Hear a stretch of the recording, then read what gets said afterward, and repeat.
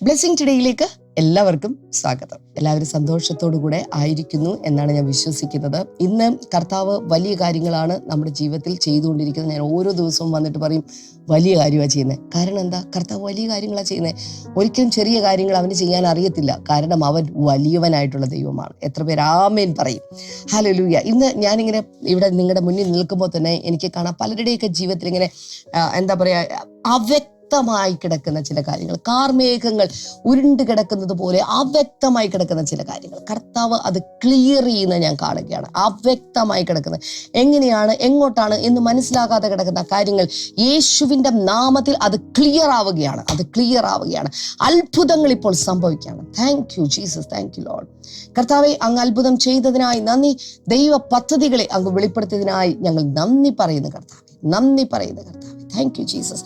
ഇന്നത്തെ സ്പോൺസേഴ്സ് നമുക്കുള്ളത് ഒരു പ്രൈം സ്പോൺസറാണ്. എറണാകുളത്ത് നിന്ന് തിയ മേരി എബ്രഹാം ആണ്. Thank you Thea. ഇന്ന് തിയ മേരി എബ്രഹാമിന്റെ ജന്മദിനമാണ്. ഹാപ്പി ബർത്ത്ഡേ തിയ മോൾ. കർത്താവ് ധാരാളമായിട്ട് അനുഗ്രഹിക്കട്ടെ. ഗ്രാൻഡ് പാരൻസ് സർപ്രൈസ് ആയിട്ടാണ് ഈ ഗിഫ്റ്റ് ഇന്ന് അവർക്ക് കൊടുത്തിരിക്കുന്നത്. Thank you grand parents. കർത്താവ് ധാരാളമായിട്ട് അനുഗ്രഹിക്കട്ടെ. തിയ മേരി ദൈവത്തെ ചെറുപ്രായത്തിലെ അറിഞ്ഞു വളരുവാൻ ഞങ്ങൾ പ്രാർത്ഥിക്കുന്നു കർത്താവെ. ദൈവം നൽകിയ താലന്തുകൾ ആ കുഞ്ഞിൽ വർദ്ധിക്കുവാൻ ഞങ്ങൾ പ്രാർത്ഥിക്കുന്നു. വിദ്യാഭ്യാസവും ഭാവിയും അനുഗ്രഹിക്കപ്പെടുവാൻ ഞങ്ങൾ പ്രാർത്ഥിക്കുന്നു. അതോടൊപ്പം ആരോഗ്യത്തോടെ ഇരിക്കുവാനുള്ള കർത്താവിൻ്റെ കൃപ ഉണ്ടാകേണ്ടതിനായിട്ട് ഞങ്ങളിപ്പോൾ പ്രാർത്ഥിച്ച് അനുഗ്രഹിക്കുന്നു കർത്താവെ. ഹല്ലേലൂയ.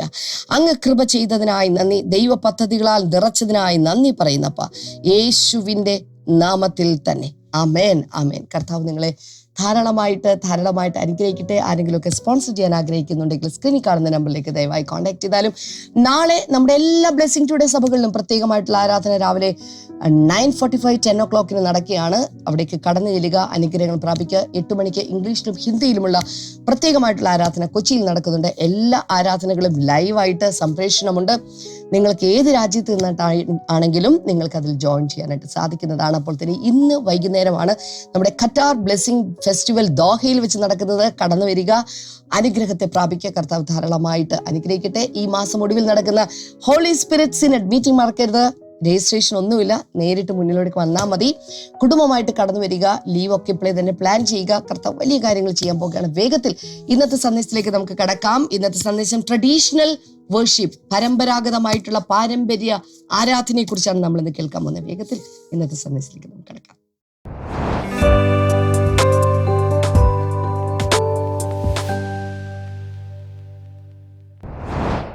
Welcome back.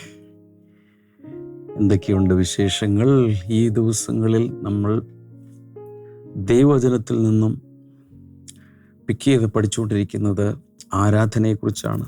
ആരാധനയിൽ തന്നെ സത്യത്തിൽ ആത്മാവിൽ ആരാധന എന്താണെന്നൊക്കെ നമ്മൾ കണ്ടു.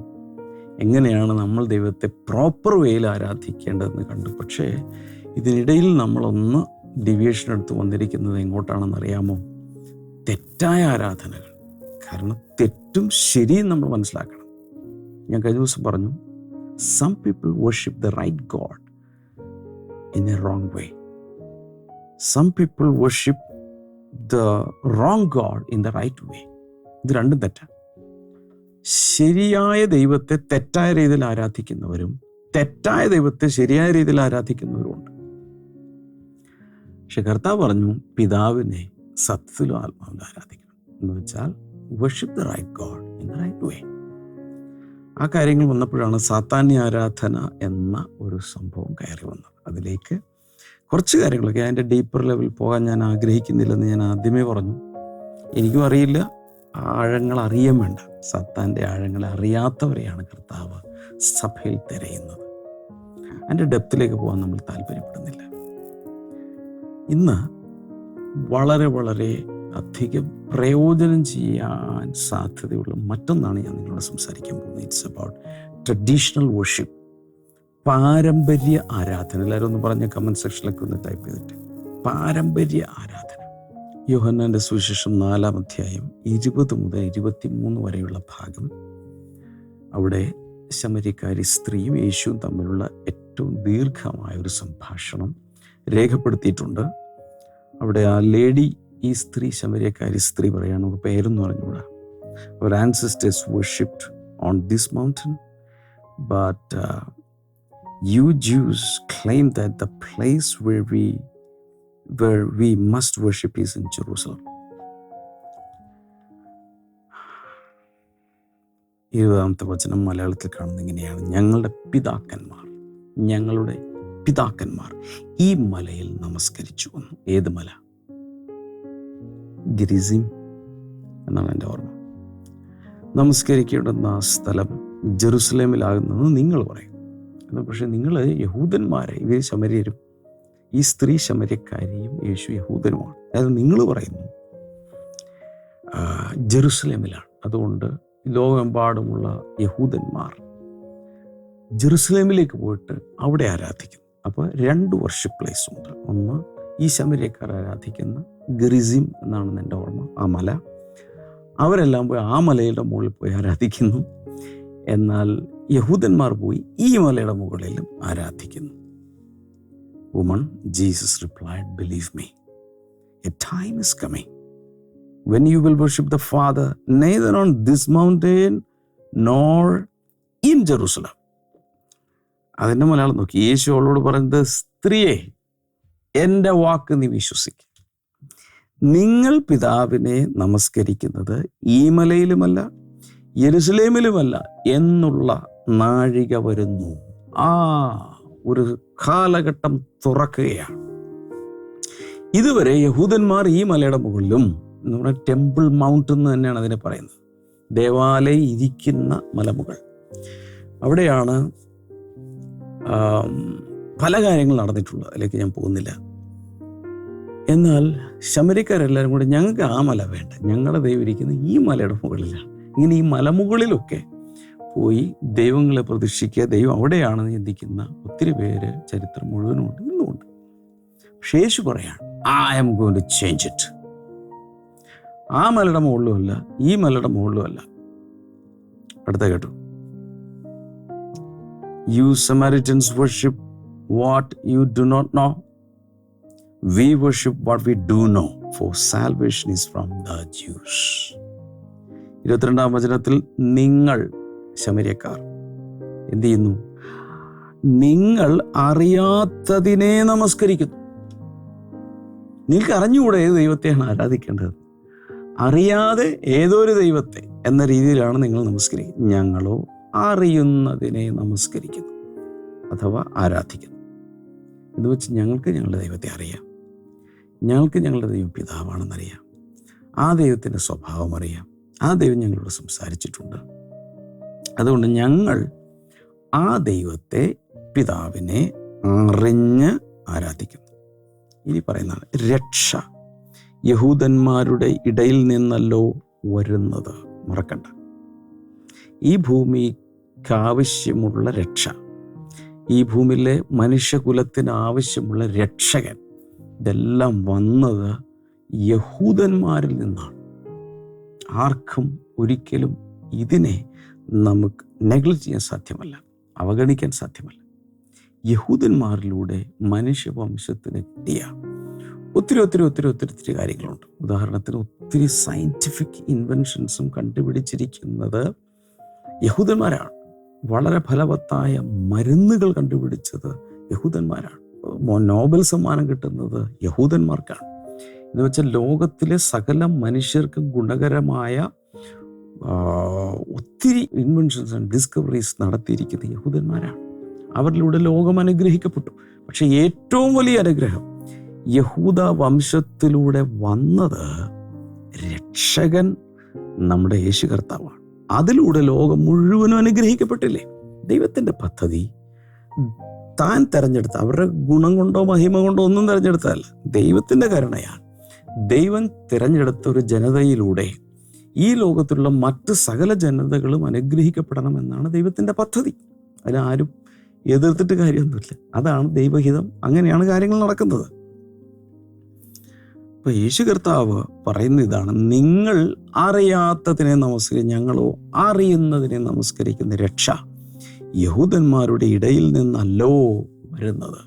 ഇനി അതാര് എത്ര ആന്റിസെമിറ്റിസം ഉണ്ടെങ്കിലും, യഹൂദന്മാരെ എത്ര വെറുത്താലും, യഹൂദ വിരോധം എന്ന് പറയുന്ന രീതിയിൽ ഭയങ്കരമായ, ഇന്നും യഹൂദന്മാർക്കെതിരെ അറിയാലോ ഇപ്പം നടക്കുന്ന ജെറുസലേമിലും ഇസ്രായേലിലും ചുറ്റുമുള്ളതിൽ നിന്നൊക്കെ നടക്കുന്ന ആക്രമണങ്ങളും എത്ര നാളുകളായി നീണ്ടു നിൽക്കുന്നത്, ചരിത്രം മുഴുവൻ നിൽക്കുകയാണ്. ദൈവം തിരഞ്ഞെടുത്തതിനെ വെറുക്കുന്നതാണ് മനുഷ്യന്റെ സ്വഭാവം, മനുഷ്യകുലത്തിന്റെ സ്വഭാവം. ഓക്കെ,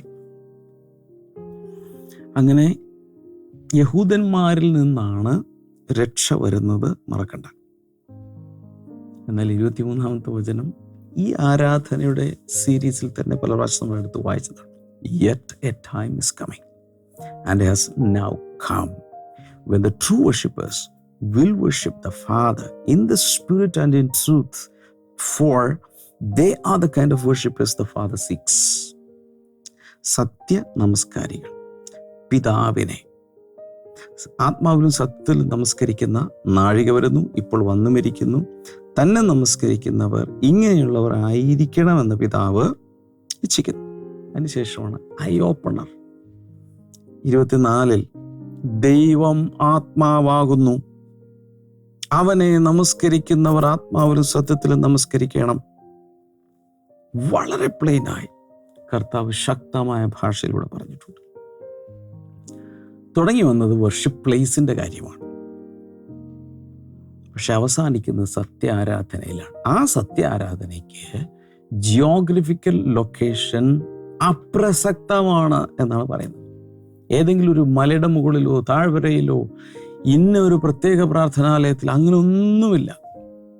സത്യ നമസ്കാരികൾക്ക് ഏത് സമയം 24/7 സത്യദൈവത്തെ ആത്മാവിലും സത്യത്തിലും ആരാധിക്കാം. ഇതാണ് പറഞ്ഞത്. പക്ഷേ തുടക്കത്തിൽ കണ്ട വേഴ്സ് നമ്പർ 20 അതിൽ പറയുന്നത് ശ്രദ്ധിച്ചോന്നറിയില്ല, ഞങ്ങളുടെ പിതാക്കന്മാർ ഈ മലയിൽ നമസ്കരിച്ചു വന്നു, നമസ്കരിക്കേണ്ട സ്ഥലം യെരുശലേമിലാകുന്നുവെന്ന് നിങ്ങൾ പറയുന്നു.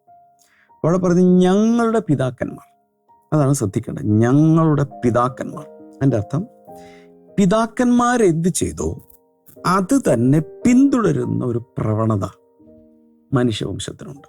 കേട്ടില്ല, ശ്രദ്ധിച്ചില്ല. ഒന്നുകൂടെ, പിതാക്കന്മാരായി ചെയ്തു വരുന്നത് അതുപോലെ തന്നെ പിൻതലമുറക്കാർ, പിന്തുടർച്ചക്കാർ പിന്തുടരുന്ന ഒരു പ്രവണത എല്ലായിടത്തും ഉണ്ട്. അത് ആരാധനയുടെ കാര്യത്തിൽ വരുവാണെങ്കിൽ അതിൻ്റെ പേരാണ് പാരമ്പര്യ ആരാധന. എഴുതുക, കമന്റ് സെക്ഷനിൽ ടൈപ്പ് ചെയ്തിടുക, പാരമ്പര്യ ആരാധന. So what is traditional worship? Traditional worship is continuing, whether it is right or wrong, mainly wrong, what our ancestors, our forefathers did in the area of worship. And in this generation, I am continuing it. That is traditional worship. In other words, our tradition taught us some kind of worship or some kind of worship style. And we think that this is the only way I am supposed to worship God. പാരമ്പര്യ ആരാധനയുടെ രീതിയാണ് ഒത്തിരി വ്യക്തികളെയും കുടുംബങ്ങളെയും കമ്മ്യൂണിറ്റികളെയും തെറ്റായ ആരാധനയിൽ പിടിച്ചു നിർത്തിയിരിക്കുന്ന അദൃശ്യമായ വലിയ കേബിൾ റോപ്പുകൾ കൊണ്ടെന്നതുപോലെ അവരെ കെട്ടി പാരമ്പര്യ ആരാധനയിൽ, ആ പാരമ്പര്യ ആരാധനയിൽ നിന്ന് തന്നെ ഒരു വ്യാജ സംതൃപ്തി നൽകി ജനങ്ങളെ അടിച്ചു വച്ചിരിക്കുകയാണ്. അതുകൊണ്ടാണ് ഫറവോനോട് പറയാൻ പറഞ്ഞു, എന്നെ ആരാധിപ്പാൻ എൻ്റെ ജനത്തെ വിട്ടേക്കാൻ. ഇല്ല, ഞാൻ നടപടി എടുക്കും. കുറെ പ്രാവശ്യം ആയപ്പോഴേക്കും നടപടി വന്നു. എന്തായിരുന്നു നടപടി? ആ പാരമ്പര്യ ആരാധന പ്രകാരം അവരാരാധിച്ചിരുന്ന സൂര്യൻ എന്ന് പറയുന്ന ദൈവം തുടങ്ങി, നദി എന്ന് പറയുന്ന ദൈവം തുടങ്ങി, വെളിച്ചം, ഇരുട്ട്, രക്തം, ഇതെല്ലാം അവർ ആരാധിച്ചിരുന്നു. അതിൻ്റെ ആ ദൈവങ്ങളുടെ മേലും ആ വിശ്വാസങ്ങളുടെ മേലും ഒരു വലിയ ന്യായവിധി വന്നു. അങ്ങനെയാണ് 10 ബാധകൾ പുറത്തു വന്നത്. ഈ 10 ബാധകളിൽ ഓരോന്നും ഈജിപ്തിൽ അന്ന് അവരുടെ അന്ധകാര ചിന്താഗതിയിൽ ആരാധിച്ചിരുന്ന ദൈവങ്ങൾക്കെതിരെയുള്ള അതിശക്തമായ ന്യായവിധിയായിരുന്നു. അങ്ങനെയാണ് അവർ ഓരോന്നും ഓരോ ദൈവങ്ങൾക്കെതിരെയുള്ള ന്യായവിധിയായിരുന്നു ദൈവം പുറപ്പെടുവിച്ചത്. സോ ഞാൻ പറഞ്ഞു വരുന്നത്, പാരമ്പര്യ ആരാധന എന്താണ്? പാരമ്പര്യ ആരാധന എന്ന് പറഞ്ഞാൽ അവർ ആൻസസ്റ്റേഴ്സ് ഓർ അവർ forefathers have handed something, some kind of worship style or worship methods to us. എൻ്റെ മാതാപിതാക്കൾ ചെയ്തുകൊണ്ടിരുന്ന രീതി ഞാൻ അറിഞ്ഞോ അറിയാതെ എന്നിലേക്ക് വരികയാണ്. അപ്പോൾ ആ ഒരു പാരമ്പര്യ ആരാധനയിൽ നിന്നും ഇന്നും ജനങ്ങൾ പുറത്തു വരാത്തവരായിട്ടുണ്ട്. ഒത്തിരി പേര് സത്യദൈവത്തെ അറിഞ്ഞ് ഇനി ആ വഴിക്കൊന്നും ഞാൻ പോവുകയില്ല, ആളുകൾ നമ്മൾ വെറുത്താലും ഇല്ലേലും സത്യം സത്യമാണ്, ഞാൻ വിശുദ്ധിയിൽ സത്യാരാധനയിൽ പങ്കെടുക്കുമെന്ന് പറഞ്ഞുകൊണ്ട് നാട്ടിലൂടെ പുറത്തിറങ്ങി വന്ന ഒത്തിരി ആയിരങ്ങളുണ്ട്. എന്നാൽ ചിലരിന്നും പാരമ്പര്യ ആരാധനയിൽ തന്നെ നിന്നുകൊണ്ട് ഇടയ്ക്കൊന്ന് ബ്ലെസ്സിംഗ് ടുഡേയിൽ വരിക, അല്ലെങ്കിൽ അതുപോലുള്ള സഭകളിലൊന്ന് പോവുക, ഇടയ്ക്ക് അങ്ങനെയുള്ളത്. ഇത് രണ്ടും കൈ പിടിച്ചേക്കാം. ഇവിടെ ഇനി അഥവാ പൊട്ടിയാൽ അവിടെ പോകാമല്ലോ. നമുക്ക് പാരമ്പര്യ സഭ ഒരുപക്ഷെ കെട്ടുറപ്പുള്ളതായിരിക്കും, അതുകൊണ്ട് അതിൽ തന്നെ നിൽക്കാം എന്ന രീതിയിൽ ചിന്തിക്കുന്നവരുമുണ്ട്. നമ്മൾ മനസ്സിലാക്കേണ്ടത്, all traditions are not according to the will of God. ദൈവത്തിൻ്റെ ഇഷ്ടപ്രകാരമല്ല ഒട്ടുമിക്കവാറുമുള്ള പാരമ്പര്യങ്ങൾ എന്ന് നമ്മൾ മനസ്സിലാക്കണം. Of course, there are good traditions and there are bad traditions. തെറ്റായ രീതിയിലുള്ള ട്രഡീഷൻസും ഉണ്ട്, നല്ല രീതിയിലുള്ള ട്രഡീഷൻസും ഉണ്ട്. അതിൽ നല്ല രീതിയിലുള്ള ട്രഡീഷണൽ ആയിട്ടുള്ള ഒരു വർഷിപ്പ് തുടരുന്നതിൽ ഒരു തെറ്റുമില്ല. ദൈവജനപ്രകാരം അത് കറക്റ്റാണ്, ദൈവഹിതമാണ്, അങ്ങനെയുള്ളത് ഒരു പ്രോബ്ലമില്ല. Behind some traditions there are some strongholds and evil spirits. എന്നാൽ പല പാരമ്പര്യ ആരാധനാക്രമങ്ങളുടെയും പുറകിൽ നമ്മൾ പോലും അറിയാതെ പൈശാചികമായ ശക്തികളുടെ ശക്തി കേന്ദ്രങ്ങൾ, കോട്ടകൾ അവൻ കെട്ടിവെച്ചിട്ടുണ്ട്. പക്ഷേ നമ്മൾ ഓർക്കേണ്ടത്, this can make us blind and take us away from God. ഇതിലേക്ക് ഏർപ്പെട്ട് കഴിഞ്ഞാൽ നാം തന്നെ ബ്ലൈൻഡഡായി, നാം തന്നെ കുരുടന്മാരായി തീർന്ന് ദൈവത്തിൽ നിന്ന് നമ്മൾ അകന്നു പോകും. നമ്മൾ ചെയ്യേണ്ടത് എന്തിൻ്റെ പുറകെ പോകണം, എന്ത് ആരാധനക്രമം സ്വീകരിക്കണം, എന്ത് സ്വീകരിക്കരുത് എന്നുള്ളത് വ്യക്തമായി നമ്മൾ മനസ്സിലാക്കിയിരിക്കണം. മത്തായി സുവിശേഷം 15:3 വളരെ പവർഫുള്ളാണ്. അവിടെ പറയുന്നത്, Jesus replied, and why do you break why do you break the command of God for the sake of your tradition? Malayalam കൂടി വായിച്ചേൽപ്പിക്കാം. 15:3 മത്തായി 15:3 ഇങ്ങനെയാണ്.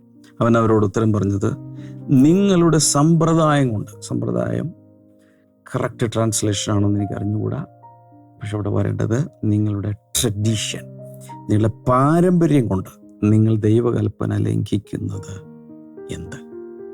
അവരുടെ പാരമ്പര്യത്തെ നിവൃത്തിയാക്കാൻ വേണ്ടി ദൈവകൽപ്പനയാണ് അവർ ബ്രേക്ക് ചെയ്യുന്നത്. ഉദാഹരണത്തിന് വിഗ്രഹാരാധന. പിതാക്കന്മാരോട് ഒത്തിരി തലമുറകളായിട്ട് വിഗ്രഹങ്ങളെ വീട്ടിൽ തന്നെ അതിനുള്ള മുറികളോ സാധനങ്ങളൊക്കെ ഉള്ള ഒത്തിരി പേരുണ്ട്, ഞങ്ങൾക്കുണ്ടായിരുന്നു. അപ്പോൾ അങ്ങനെയുള്ള വിഗ്രഹങ്ങൾ നിറഞ്ഞിരിക്കുന്ന ഒരു സ്ഥലമാണെന്നിരിക്കട്ടെ. പക്ഷെ ഇവിടെ പറയുന്നത് 15:3 വെച്ച്, നിങ്ങളുടെ പാരമ്പര്യം കൊണ്ട്, നിങ്ങളുടെ ട്രഡീഷൻ കൊണ്ട് നിങ്ങൾ ദൈവകൽപ്പന ലംഘിക്കുന്നു. തെറ്റായ ട്രഡീഷനുകൾ കൊണ്ട് ദൈവത്തിൻ്റെ കൽപ്പനയെ തന്നെ ലംഘിക്കുന്നു, അല്ലെങ്കിൽ നളിഫൈ, അല്ലെങ്കിൽ അതിനെ ദുർബലമാക്കി കളയുന്നു. എന്താണ് ഞാൻ പറഞ്ഞു വരുന്നതെന്നറിയാമോ? ഈ പാരമ്പര്യമായ രീതിയിലുള്ള ആരാധനാക്രമങ്ങളിൽ നിന്ന് കൂടെ രക്ഷിക്കപ്പെടുന്നവർ പുറത്തു വരുന്നില്ലെങ്കിൽ ശരിയായ ആത്മീയ വളർച്ച ഒരിക്കലും ഉണ്ടാകും. അടുത്ത ഒരു കാര്യം എന്ന് പറയുന്നത്, പ്ലേസ് ഓഫ് വർഷിപ്പ് ഞാനിവിടെ സ്പർശിച്ചു കഴിഞ്ഞു. പ്ലേസ് ഓഫ് വർഷിപ്പ് അഥവാ ആരാധനാ സ്ഥലം. അറിയാലോ, ഇന്ന് ആരാധനാ സ്ഥലത്തിന് വേണ്ടിയുള്ള വലിയ പ്രശ്നങ്ങൾ പല സ്ഥലങ്ങളിൽ നടക്കുന്നുണ്ട്. അപ്പോൾ കർത്താവ് പറഞ്ഞു, not this mountain, not Jerusalem. ആ കോൺസെപ്റ്റ് തന്നെ എടുത്ത് കളയാണ്. ഓഫ് കോഴ്സ് ഫിസിക്കലി നമുക്ക് എല്ലാവർക്കും ആരാധിക്കാൻ വേണ്ടി വരാൻ വേണ്ടി ഒരു സ്ഥലം ആവശ്യമാണ്. ഒരു പ്രാർത്ഥനാലയം, അല്ലെങ്കിൽ ഒരു എന്ത് വിളിച്ചാൽ ബ്ലെസ്സിങ് സെന്റർ എന്ന് എന്ത് വേണമെങ്കിൽ വിളിച്ചു, നമുക്ക് എല്ലാവർക്കും ആവശ്യമാണ്. അതുണ്ടാകട്ടെ, തീർച്ചയായിട്ടും ഉണ്ടാകട്ടെ. എന്നാൽ ആരാധന ഒരിക്കലും ആ കെട്ടിടത്തോട്, ആ പ്രാർത്ഥനാലയത്തോട്, ആരാധനാലയത്തോട് ഒരിക്കലും ബന്ധപ്പെട്ട് കിടക്കുന്നില്ല. ഏത് സമയം ആരാധിക്കാം. കാർ ഓടിക്കുമ്പോൾ ആരാധിക്കാം, ക്ലോത്ത് വാഷ് ചെയ്യുമ്പോൾ ആരാധിക്കാം, കുക്ക് ചെയ്യുമ്പോൾ ആരാധിക്കാം, കുളിക്കുമ്പോൾ ആരാധിക്കാം, ഏത് സമയത്തും ആരാധിക്കാം. നമ്മൾ മനസ്സിലാക്കേണ്ടത്, ഇവിടെ യേശു കർത്താവ് തന്നെ പറയുമ്പോൾ, ശമര്യക്കാരി സ്ത്രീയുമായി സംസാരിക്കുമ്പോൾ, the Samaritans worshipped on mount Gerizim and Jews worshipped in Jerusalem. അപ്പോൾ ഇവിടുത്തെ ജോഗ്രഫിക്കൽ ലൊക്കേഷന് പ്രസക്തി ഇല്ലാത്തൊരു കാലം വരുന്നു എന്നാണല്ലോ കർത്താവ് പറഞ്ഞത്. ഇതിന് കാരണം പിശാച് മനുഷ്യരെ പറഞ്ഞു പഠിപ്പിക്കും, നിങ്ങൾക്ക് അവിടെ മാത്രമേ ആരാധിക്കാൻ പറ്റൂ. അപ്പോൾ അതിന് ഓവർ ഇമ്പോർട്ടൻസ് ആ ബിൽഡിങ്ങിന് വരികയും ചെയ്യും. മാത്രമല്ല, അങ്ങനെ ചെയ്ത് കഴിയുമ്പോൾ അവർക്ക് ഈ കോൺസെപ്റ്റ് അങ്ങ് നഷ്ടപ്പെടുന്നു. ഇതിനകത്ത് ദൈവസാന്നിധ്യമുള്ളൂ. പക്ഷെ ഇന്ന് അങ്ങനെയല്ല. 139 സങ്കീർത്തനം അനുസരിച്ച് എവിടെ ചെന്നാലും അവിടെ ദൈവമുണ്ട്, ദൈവത്തിൻ്റെ സാന്നിധ്യമുണ്ട്. അതുകൊണ്ട് എവിടെ നിന്ന് വേണമെങ്കിലും ദൈവത്തെ ആരാധിക്കാം.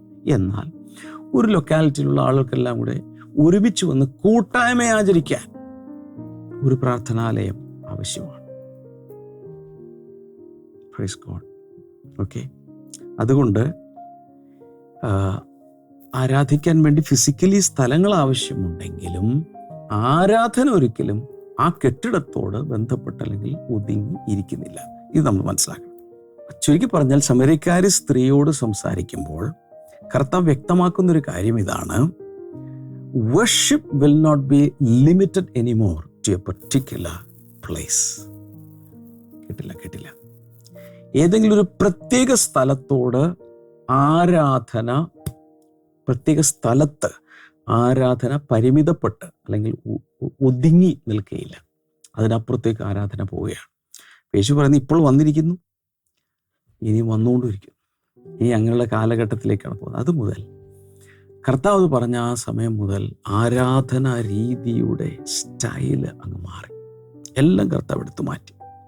പാരമ്പര്യ ആരാധനയെക്കുറിച്ചാണ് ഞാൻ പറഞ്ഞു വരുന്നത്. പക്ഷെ അതിൽപ്പെട്ട ഒന്നാണ് വർഷിപ്പിംഗ് ഇൻ ഇഗ്നറൻസ്. കാരണം അവിടെ പറയുന്നുണ്ട്, worship what you do not know. നിങ്ങൾ അറിയാത്തതിനെ ആരാധിക്കുന്നു.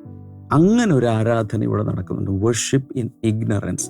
അജ്ഞതയിൽ, അന്ധകാരത്തിൽ ഇരുന്നു കൊണ്ട് ആരാണ് ദൈവമെന്ന് ഒന്നുമില്ല, പേഴ്സണൽ കണക്റ്റ് ഒന്നുമില്ല, ചുമ്മാ അങ്ങ് ദൈവത്തെ ആരാധിക്കുന്ന ഒത്തിരി പരിപാടികൾ നമ്മൾ ഭൂമിയിൽ കാണുന്നുണ്ട്. എഫേസ്യ ലേഖനം 5:17, Ephesians 5:17, therefore do not be unwise but understand what the will of the Father is. കർത്താവിൻ്റെ ഇഷ്ടം എന്താണ് എന്ന് നമ്മൾ തിരിച്ചറിയണം. അജ്ഞാനികളായിട്ടുള്ള ജ്ഞാനികളായിരിക്കണം അതിന് വേണ്ടിയിട്ട്. അതാണ് ആ ഭാഗത്ത് പറയുന്നത്. പിന്നെ കർത്താവ് പറഞ്ഞു, a time is coming and that has now come. കർത്താവ് പറയുന്നതാണ്. അതിൻ്റെ അർത്ഥം, വർഷിപ്പിൽ വലിയ മാറ്റം കർത്താവ് കൊണ്ടുവരികയാണ് അവിടെ കാണുന്നത്. എന്ന് മാത്രമല്ല, എല്ലാ ബാരിയേഴ്സും കർത്താവ് എടുത്തു മാറ്റുകയാണ്. വർഷിപ്പിൻ്റെ എല്ലാ ബാരിയേഴ്സും കർത്താവ് എടുത്തു മാറ്റുന്നു. ഞാൻ നേരത്തെ പറഞ്ഞ പോലെ, worship comes or worship should come out of love. ആവർത്തന പുസ്തകം 6:4 അത് കാണുന്നുണ്ട്. You shall love the lord your god with all your heart and with all your soul and with all your might. സകലശക്തിയോടെ, പൂർണ്ണശക്തിയോടെ, പൂർണ്ണ ബലത്തോടെ, പൂർണ്ണ ആത്മാവോടെ ദൈവത്തെ ആരാധിക്കണം എന്ന് കർത്താവ് കർശനമായ നിയമം അവർ കൊടുത്തു. ഇത് കേൾക്കുന്ന നിങ്ങൾ ഇന്നും പാരമ്പര്യ രീതിയിൽ തന്നെ നിന്നുകൊണ്ട് അപ്പനെ വെറുപ്പിക്കേണ്ട, അമ്മയെ വെറുപ്പിക്കേണ്ട, അല്ലെങ്കിൽ അവിടുത്തെ ഇന്ന ആളെ വെറുപ്പിക്കേണ്ട, സമൂഹത്തിൽ ആർക്കും ഞാനൊരു ദോഷം ഉണ്ടാക്കില്ല, പിന്നെ എല്ലാം കഴിഞ്ഞ് വല്ല റിട്ടയർമെൻ്റ് സമയത്ത് ആരും അറിയാതെ ബൈബിൾ വായിക്കുകയും ഇങ്ങനെയുള്ള പ്രാർത്ഥനകൾക്കൊക്കെ പോകാം എന്ന് ചിന്തിക്കുന്ന ആരെങ്കിലും ഉണ്ടെങ്കിൽ നാളെ എന്ന ദിവസം നിങ്ങളുടെ കൈവശം ഉണ്ടാകുമെന്ന് എന്തെങ്കിലും ഉറപ്പുണ്ടോ? ഇന്ന് തന്നെ കർത്താവ് വിളിച്ചാലോ അല്ലെങ്കിൽ ഇവിടുന്ന് പോയാലോ? അതുകൊണ്ട് നമ്മൾ മനസ്സിലാക്കേണ്ടത്, പാരമ്പര്യ ആരാധനകളിൽ കുരുങ്ങിക്കിടക്കുന്ന ആരെങ്കിലും ഉണ്ടെങ്കിൽ ഈ വർഷം ഇന്ന് തന്നെ തീരുമാനിക്കുക, ഞാൻ അങ്ങനെയുള്ളതെല്ലാം വിട്ട് കർത്താവിനെ സ്നേഹിച്ച് ഞാൻ ആരാധിക്കാൻ പോകും. അങ്ങനെയുള്ളവർ നാട്ടിലൂടെ കമന്റ് സെക്ഷനിൽ ടൈപ്പ് ചെയ്തിടുക, I give up all the traditional worship and I am going to worship the lord in spirit and truth. പാരമ്പര്യ ആരാധനകളെ വിട്ട് ആത്മാവിലും സത്യത്തിലും ആരാധിക്കാൻ ഞാൻ തീരുമാനിച്ചിരിക്കുന്നു. കമന്റ് സെക്ഷനിൽ ദയവായി ടൈപ്പ് ചെയ്തിട്ട് ഞാൻ നിൽക്കൊണ്ട് പ്രാർത്ഥിക്കും. കർത്താവെ, ഒരിക്കൽ കൂടെ ജനങ്ങൾ അനുഗ്രഹിക്കുന്നു. ഇന്ന് കേട്ട വചനങ്ങൾ അകത്തേക്ക് പെനിട്രേറ്റ് ചെയ്തിറങ്ങട്ടെ എന്ന് പ്രാർത്ഥിക്കുന്നു. നിങ്ങളുടെ നാമത്തിൽ ഈ സമയത്ത് അനുഗ്രഹിക്കുന്ന കർത്താവെ, അനുഗ്രഹിക്കുന്നു. രോഗികളെ യേശുവിൻ്റെ നാമത്തിൽ സൗഖ്യമാകട്ടെ. ഈ ത്രോട്ടിൻ്റെ ഭാഗത്ത് പ്രയാസമുള്ള ചിലരെ കർത്താവ് സൗഖ്യമാക്കുന്നു. തൈറോയ്ഡ് സംബന്ധമാകാം, വേറെന്തെങ്കിലും ആകാം, ഇപ്പോൾ യേശുവിൻ്റെ നാമത്തിൽ സൗഖ്യമാകട്ടെ. ദൈവികമായ ആശ്വാസം മുതൽ നട്ടലിൻ്റെ രോഗങ്ങൾ യേശുവിൻ്റെ നാമത്തിൽ മാറിപ്പോട്ടെ എന്ന് പ്രാർത്ഥിക്കുന്നു. ഇടുപ്പിലിൻ്റെ രോഗങ്ങൾ യേശുവിൻ്റെ നാമത്തിൽ മാറിപ്പോട്ടെ. മരണകരമായ അവസ്ഥകൾ യേശുവിൻ്റെ നാമത്തിൽ മാറിപ്പോട്ടെ. Thank you Jesus. കർത്താവിൽ നിന്ന് സ്വീകരിക്കാനുള്ളത് ഇപ്പോൾ തന്നെ നിങ്ങൾ സ്വീകരിക്കുക. കർത്താവ് യേശുവിൻ്റെ നാമത്തിൽ ഞാനിതിപ്പോൾ റിലീസ് ചെയ്യുന്നു. യേശുവിൻ്റെ നാമത്തിൽ ആമേൻ. God bless you all. നമുക്ക് മൺഡേ കാണാം. പക്ഷേ ഈ ആഴ്ചയിൽ ഉള്ളത് ആർക്കെങ്കിലും മുടങ്ങിപ്പോയിട്ടുണ്ട്, അത് തിരിച്ച് ചെന്ന് യൂട്യൂബിലൊക്കെ കാണും. ദയവായി അത് വാച്ച് ചെയ്യുക. മാത്രമല്ല ഇതിൻ്റെ ലിങ്ക് ഒത്തിരി പേർക്ക് അയച്ചു കൊടുക്കുക. വാട്സപ്പ് സ്റ്റേറ്റസിൽ വരെ ഇതിൻ്റെ ലിങ്ക് ഇടുക. God bless you all. See you on Monday. By.